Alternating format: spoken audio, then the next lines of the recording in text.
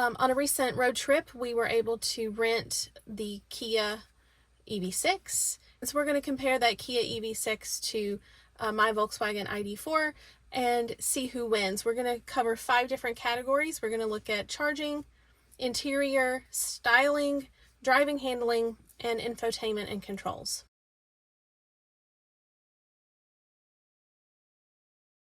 Charging. One of the things that the Kia EV6 and its equivalent of Hyundai, which is the Hyundai Ioniq 5, they are on a platform called the EGMP, and they are 800 volt. All that is a bunch of jargon, but doesn't mean anything other than to say it charges really fast. So we got to see that on our trip.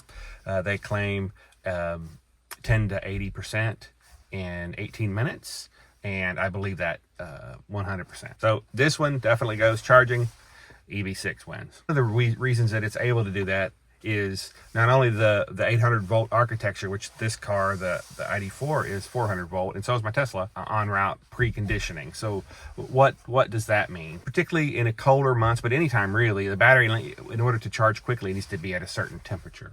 And so the EV6 has, if you use the factory navigation, you can plug in your destination as a fast charger, and it will automatically start getting the battery up to temperature. My Tesla does that automatically as well, but unfortunately, at least at this point with the 2023 ID.4, does not have it. It's a big deal if you're road tripping. Interior. For its space, its comfort, and its quality, we think that the ID.4 has an edge here, so we're going to declare it the winner in this category. I have said before, and I will say again, I think this is a very comfortable vehicle. I love riding in my ID.4. We have taken it on some trips. It's a very comfortable car. The seats are comfortable. It's very roomy. The design of the car makes it so that there is lots of interior space. So again, that idea of space for luggage, for things that you might take with you on a trip. Also the quality of the materials. We think that that this ID.4 does have an edge over the EV6. The interior winner is the ID.4. Yeah, I just really thought that the EV6 sort of touch surfaces were just a little bit cheap. The buttons were cheap. ID.4 doesn't have a front trunk, but neither really does the EV6, honestly. I mean, you might be able to put a charging cord in there, maybe.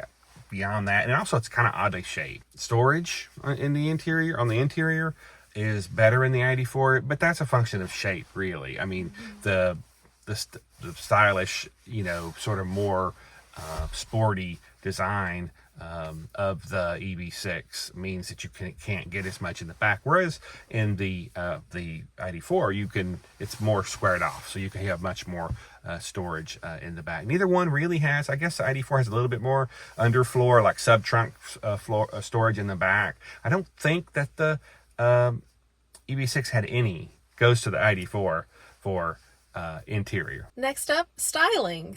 This is so subjective, and I think we have a different opinion on this, so there wasn't a clear winner. I think because of the benefit of having the squared off shape, more interior room makes it worth that for me, for the ID.4. So I am giving the styling winner to ID.4. I know it's sort of innocuous, right? It's not going to turn heads necessarily. Blends in. It does blend in, but you know what? I don't mind that. I like to fly under the radar a little bit.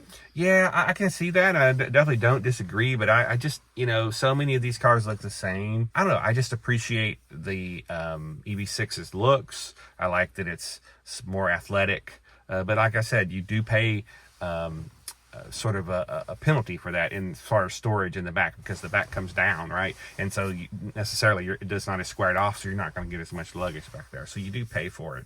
I just appreciate the bold nature of the EV6 and its cousin, the Ioniq 5, as well. I actually like both designs quite a bit. It's true. So a bit of a coin toss for that, not a clear winner. All right, so next is driving and handling, and while the EV6 wins that category, even though the model we had was rear-wheel drive, and so it was, not as sporty or as fun to drive, and much slower 0 to 60 than the all-wheel drive, which we have in the past driven. But if you get the all-wheel drive, you will have a very Tesla-esque, sporty, aggressive driving. It also has true one pedal driving. It also has paddle shifts that you can control the regen. Not everyone likes the one pedal driving. VW ID.4 can be adjusted. So can it also be adjusted in the EV6. The ID.4 is not a bad handling car at all. It's very peppy. You don't get the tip and dive or the body roll, but it's just a step down from the EV6, particularly that all-wheel drive, any of the all-wheel drive trims. And for me, someone who does not want one pedal driving, this wasn't something that was a concern for me. So I still do see where you're coming from, that the EV6 is just a bit sportier. I would give it slightly in the EV6's favor there. All right, infotainment and controls. You've heard a lot of complaining if you read anything about Volkswagen, but we give this to the ID.4 over the EV6. In our experience, we did close to 500 miles in the EV6 Wind, so we think there's really no better way to get to know a vehicle than to hit the road with it. EV6 has on-route preconditioning for the battery, which is great, but you have to use the navigation system that it has, the native, and that's terrible. In fact, while we have heard this is fixed with an over-the-air update, we didn't get to test that. Literally can't change your destination while you're on route. It says to use voice commands, and yet when we use voice commands, they didn't work. Go check our video out and you'll see how frustrating that was. And while it also has Android Auto and Apple CarPlay, they have to be plugged in. So the ID.4 has wireless CarPlay and Android Auto, which is great. And one of the reasons it's so important is you don't actually have route planning. And what route planning does is when you plan a trip that requires multiple stops, what are you actually going to arrive at your destination with? The Volkswagen ID.4 has that capability built in. That's not something that you have in, at least when we tested it, the EV6. I'll also say the controls, they have this, you have to switch between navigation and heating controls. And so if you're not careful, you'll turn the heat all the way up. Or if you're trying to turn the volume up, you might turn the heat up, So it's just like, that's not really that big of a deal for me. You would get used to it as an owner, but I'm not sure that makes any sense at all. Yeah, I think in fairness, we have owned the ID.4 for nearly a year now. And so with experience comes more knowledge. And so maybe we just better understand the system in the car that we own, and that's totally fair. But on the other hand, there are points to the ID.4. Well, the heat pump's a really, really big deal, and the EV6 and the Ioniq 5 have heat pumps. And if you're in a colder climate like we are, that's one of the things that's missing from Volkswagen ID.4 does not have a heat pump. What does that mean? Well, it just means that obviously all these cars heat perfectly well, and you'll be extremely comfortable, and you won't ever have to wait for it to heat up like you do in a gas car. However, the heat pump is just orders of magnitude more efficient. And we saw that in our trip where the temperature was in the mid 40s. We still got, really great range. If you only drive your car on to work and back, and you charge it home in your garage, it's not going to matter. But again, if you're going on a winter road trip, it absolutely will make a difference. Particularly, the colder it gets, the more you are going to appreciate having that heat pump, I promise you. And if we got it wrong, let us know in the comments. Yeah, or absolutely. if you have an EV6 that got the update, let us know that too. We're recording this in December of 2023. I understand the update came out in October, so please do let us know. But yeah, that was certainly our experience, and it was absolutely the most frustrating. And if it didn't change, for me personally, would be disqualifying, just because we do a lot of road trips. Again, everyone's use case is different. If you charge at home every night and you never go on a road trip, this is not going to matter to you. Or if you have another ICE car, if you rent an ICE car to go on a road trip, for one, that's too boring. There's no excitement in that. But if you do that, Should we address the elephant in the room? what's the elephant? The tax credit. Yeah, well, so that's a big deal. These things change from time to time, but the federal tax credit is not available to the EV6 at this. Now, of course, in a lease, that does apply, and I understand they do have some competitive lease deals. Same for the Ioniq 5 as well as the EV6. And the Volkswagen ID.4. So did we make the right choice by purchasing the Volkswagen ID.4? Well, I think we did for us. Everyone's use case is different, but this is in no way a knock against the EV6 or the Ioniq 5. I mean, we've driven both. We liked bits and pieces of both. They're really great. And let's just say we're spoiled for choice, right? It's more, on this channel, and we both have EVs. We believe in EVs, for a number of reasons, but, having the choice is great. And what's also cool is, from my understanding, is that the EV6 continues to get over-the-air updates. So, indeed, these issues that we have today may not be issues tomorrow. The Volkswagen ID.4 is just now starting to get over-the-air updates. Now, I will say we've had our car a year and 15,000 miles and have had zero over-the-air updates.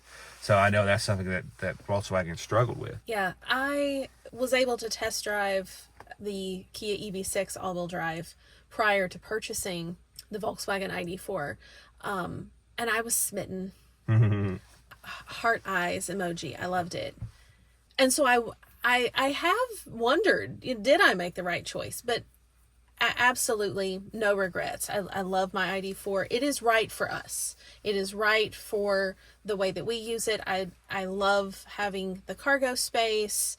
I like the comfort and the styling, the interior quality. I like the user interface. It was the right choice for us. But sort of bottom line, if you got to think about how you're going to use the car and what's right for you. If you live in a cold climate, you need that heat pump. If you know that if you need that quick charging, then yeah, maybe the EV6 is the way to go for you, or the Ioniq 5. Very, very similar, same case situation. Mm-hmm.